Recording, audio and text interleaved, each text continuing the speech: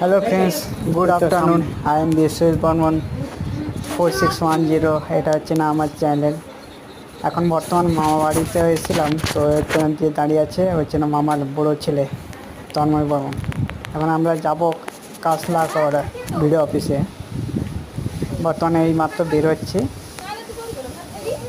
আর ওটা হয়ে গেছে প্রায়, কেননা 10টার পর থেকেই অফিসগুলো খুলে আর কি ওখানে।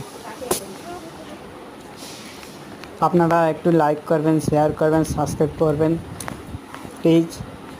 গরিব বাড়ির ছেলে তো আমি, এই জন্য বললাম। তাই